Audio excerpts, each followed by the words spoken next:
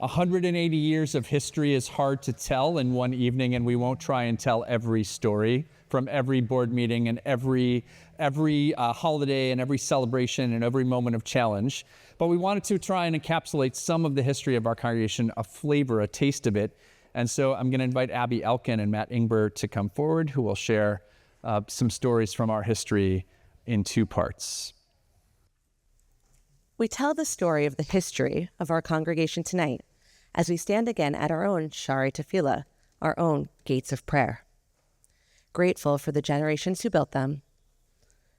Grateful for the generations who built them, and mindful that every age must decide how to honor our past, navigate the present, and pave way for the future of our synagogue, the third oldest in New York City. In the spring of 1845, 50 souls from B'nai Jeshurun gathered downtown to form a new congregation they called Shaaray Tefila, the Gates of Prayer. They were tailors and merchants, German and Polish immigrants, newcomers to a nation that promised freedom of conscience. Their first rabbi, Samuel Meyer Isaacs, preached in English so their children could understand, and published the Jewish Messenger so their neighbors might listen. He wrote against slavery and for moral duty, even when it cost him readers and friends. From the start, this congregation lived the tension between being faithful to our particular covenant and responsible to the wider world. As the city surged north, so too did Shaaray Tefila. They prayed first on Worcester Street, then on West 44th, and later in a grand Byzantine dome temple on West 82nd Street. I'm sure many of us have seen it. Each move was led by clergy and visionary lay leaders who refused to let geography or adversity shrink their faith. That innovative spirit extended not just to geography, but also to religious practice, as in the 1870s, when Rabbi Frederick de Sola Mendez and courageous trustees began experimenting with English prayers, a mixed choir, and sermons about ethics and science, proof that Judaism could speak the language of a modern city. By the early 1900s, Shaaray Tefila had become a civic presence. Through World War I and beyond, members served in public office and on hospital boards. They helped knit together a rapidly growing metropolis. The previously Orthodox congregation joined the Reform movement in 1921 under Rabbi Nathan Stern, embracing a Judaism that looked outward while cherishing its ancient core. When a devastating fire in 1937 reduced the 82nd Street Sanctuary to ashes, it was synagogue president Harry Wessel and his board who rallied the community, raised the funds, and rebuilt it in less than a year. They reminded the city that a synagogue is made not of stone, but of vision. Among those who carried that vision into civic life was Stanley M. Isaacs, a devoted member and New York City leader whose service as borough president and city council member embodied Shaaray Tefila's belief that Jewish values belong in a public square. His example helped shape the congregation's long-standing partnership between faith and civic responsibility. And it is beautiful and remarkable that until COVID, our Synagogue's Backpack Buddies program partnered with the public housing units named for Stanley Isaacs. Through the Depression and World War II, Shaaray Tefila members sewed uniforms, gave blood, and sent 178 of their own to military service, 4 of whom never returned. There is a plaque here on the wall of our sanctuary listing the members of our congregation who have served in the United States military. Under Rabbi Bernard Bomberger, Shaaray Tefila prayed for peace, for the survivors of Europe, and for the birth of a Jewish state.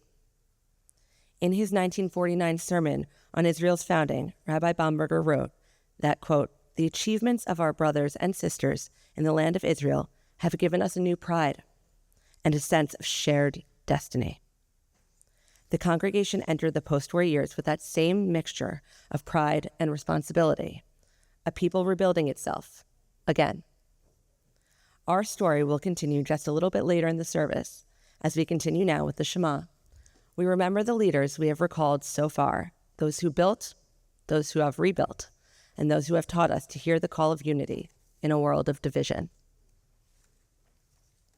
Shema Yisrael, Adonai Eloheinu, Adonai Echad. A community that keeps seeking to live that unity in a complex, changing world. By the 1950s, Jewish New York was shifting eastward. Families who once walked to West 82nd Street now live near the East River. With boldness and vision, lay leaders, including the Wessel and Bernheimer families, purchased a former movie theater at 79th Street and 2nd Avenue and transformed it into our present home. On Dedication Day in 1959, Republican Governor Nelson Rockefeller and Democratic Mayor Robert Wagner stood beside synagogue presidents and children from the religious school. It was a public covenant. Judaism belonged fully in the life of the city. The decades that followed tested that covenant. Social upheaval, assimilation, and suburban flight threatened urban congregations everywhere. But Shaaray Tefila endured, propelled by its partnership between clergy and lay leadership. Rabbi Harvey Tattlebaum guided with vision and warmth. Our nursery school and soup kitchen were founded during this tenure. Volunteers and board members expanded educational programs, welcomed interfaith families, and stood publicly for Soviet Jewry and civil rights. The synagogue became not a refuge from the world, but a bridge into it. Through these years, Shaaray Tefila wrestled, as Reform Judaism always has, even today, with the balance between our particular story and our universal mission. We affirm that to love one's neighbor, we must first know who we are. That to seek justice, we must also preserve memory. The congregation's civic activism, its interfaith collaborations, and its deepening relationship with Israel all grew from that conviction. Over the decades, cantors Daniel Farrow and Bruce Rubin, and of course, later Todd Kipnis, have given the congregation a musical heart that beats in our worship today. At the dawn of the new millennium, Rabbi Jonathan Stein carried that work forward with intellect and compassion, strengthening the congregation's commitment to learning and to justice. Following him, Rabbi Deborah Hirsch guided the community with steadiness and heart through a period of transition, preparing the way for a new chapter of renewal. Throughout this past quarter century, our bond with Israel has remained central. Through moments of triumph and heartbreak alike, congregants have marched, studied, volunteered, and prayed there. Our teens have built lifelong friendships with Israeli peers. Our clergy have led countless journeys of learning and solidarity. Even now, as we breathe a sigh of relief for the release of the hostages who are finally home, and we pray for the return of them all, our hearts are bound with theirs, and our prayers rise for peace and for wholeness. In recent decades, lay leaders have again shaped new chapters of growth, expanding our nursery and religious schools, strengthening our caring community, launching justice partnerships across New York, and building intergenerational programs that root children and elders alike in shared purpose. Presidents such as Marty Gillette, Ellen Saxel, Michael Laufer, Charles Nehemias, Lois Nyron, Michael Starr, Barry Walcher, Liz Sherman, and Seth Frank have each in their own time advanced this work, strengthening governance, deepening learning, expanding inclusion, ensuring that our vision of community remains strong and generous. The congregation has prided itself on being a training ground for rabbinical and cantorial interns who have gone on to lead congregations across the country. And we have welcomed numerous assistant and associate rabbis who have brought fresh vision and whose creativity keeps our worship and intellectual life fresh and innovative. Together, these clergy members form a living chain, a minion of generations, ensuring that the gates of prayer never close.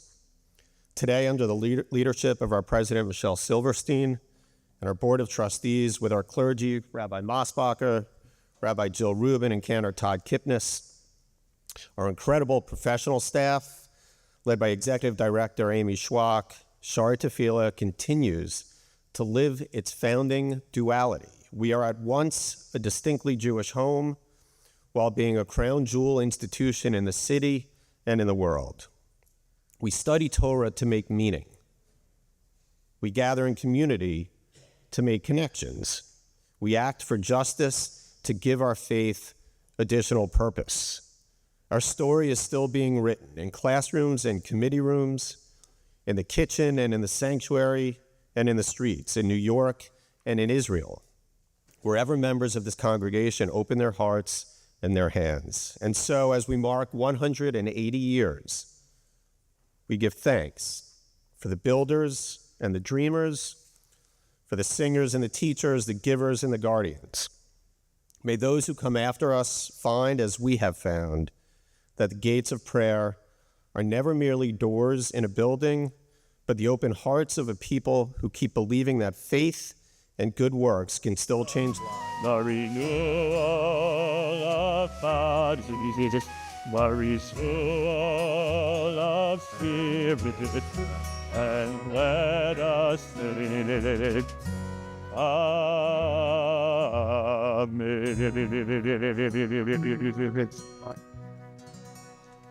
Amen. I know that probably every person almost everybody, we might have folks who are here for the first time, but almost everybody in this room has a Shaaray Tefila story to tell, and we thought you might want to go home eventually, so we won't ask you all to tell all of your stories right now, although we would love to hear them. To stand for all of us, we've invited just a few friends to share each a brief story to elucidate kind of their story in journey in this congregation and their hopes for the future of our community, as Rabbi Tattlebaum did so beautifully at the beginning of the service. So I'm going to invite them to all come up together. Paula Dwoskin-Sitzer,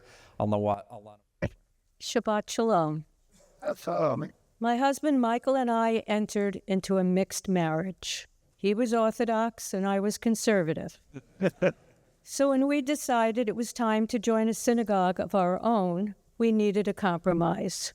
At Shaaray Tefila, we felt comfortable as it was a traditional congregation, offered a forward-looking approach for our Judaism, and we instantly adored Rabbi Tattlebaum.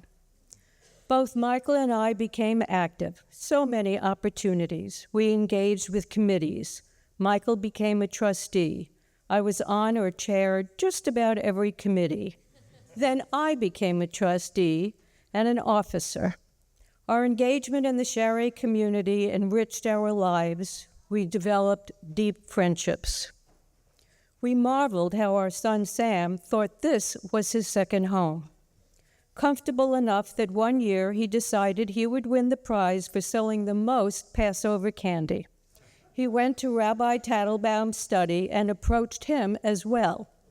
The rabbi told me no student had ever asked him.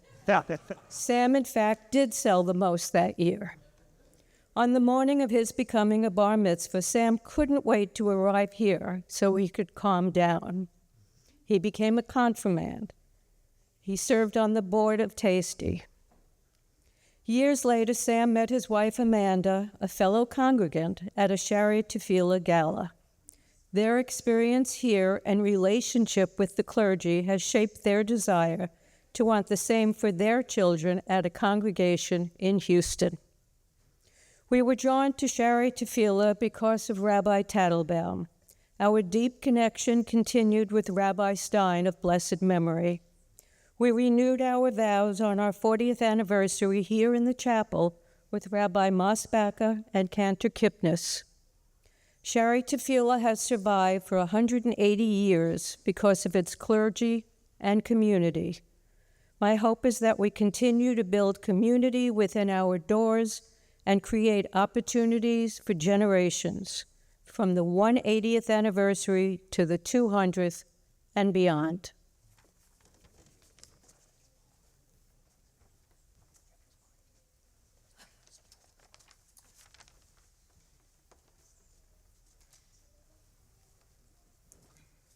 Shabbat Shalom. Shabbat Shalom. My name is Alana Wadnicki, and Shaaray Tefila has been my home since I was 5 years old. Growing up here has been a big part of me. The warmth, sense of belonging, and community spirit are truly special. Something you can feel the moment you walk through the doors. And this is very exciting, but Rabbi Tattlebaum actually bat mitzvahed me here quite a long time ago. And Cantor Rubin, who we saw earlier, he married my husband and I 18 years ago in a few weeks. So it has been with us since many, many years. But like me, my children have also grown up here, starting in the nursery school, actually in parenting programs, so even before that, and continuing through religious school. We had our son's bar mitzvah exactly 2 years ago, on October 7th, which we were here with everybody, which was a very meaningful and spiritual experience in itself for so many reasons. And we will have my daughter's bat mitzvah here next spring. From family services and high holidays to Big Tent Shabbat and community events, Shaaray Tefila continues to be a place we all love to go together. In fact, I'm pretty impressed because this past Monday we got my 15-year-old son and 11-year-old daughter to come here and celebrate Simchat Torah, which was very special to bring our whole family on a Monday night, and they loved it. And my son and I even got to hold Torah together because we have both been bar and bat mitzvahed on this bima. What I love most is that this community is always evolving while staying true to its values. Whether through volunteering, serving on committees, or just socializing in the Davis room, there is a place for everyone. Thank you, Temple Shaaray Tefila, for being such an important part of our lives. We are grateful for the generations of love, community, and leadership. We do and have always had the best clergy, and that make this congregation so special. We look forward to celebrating the next 100 years together. Shabbat Shalom, and thank you. Shabbat Shalom. My name is Brooke Hockman, and I have been a proud member of Temple Shaaray Tefila for, well, as basically as long as I can remember. My journey here began around 1993 when I was a first grader walking into religious school for the very first time. Since then, so many of life's milestones have unfolded within these walls. Becoming a bat mitzvah, similar to Alana, with Rabbi Tattlebaum, who it is so good to see, celebrating confirmation, and even being married by Rabbi Stein. And now, many years later, I find myself here again, not just as a member, but as a TST parent. Throughout my life, I've asked some of the biggest questions in this very room. Questions like, what does Judaism mean to me? How can I make it an authentic part of my life? I have explored and redefined these questions at different stages of my journey, but one thing has never changed. Shaaray has always been there for me, guiding me, grounding me, and welcoming me home. Now, as I build my own Jewish family, those same questions take on new meaning. How do I want Judaism to shape my children's lives? How can I help them grow into proud, compassionate Jewish women? And once again, Shaaray has been there for me and now for us every step of the way. This is the place where my daughters have learned about Shabbat and the holidays. It is the reason why my 2-year-old now covers her eyes whenever she sees any candles, even the ones on a birthday cake. Shaaray Tefila is where they are inspired to sing Hebrew songs before bedtime, and where they've discovered that being Jewish is joyful, meaningful, and beautiful. As we celebrate this anniversary, my hope for Shaaray's future is that we continue to grow, to spread Jewish joy, and to inspire the next generation so that our children and their children will always find in Shaaray what we have found, a home filled with light, love, and community. Thank you so much, and Mazel Tov to our entire congregation on this remarkable milestone.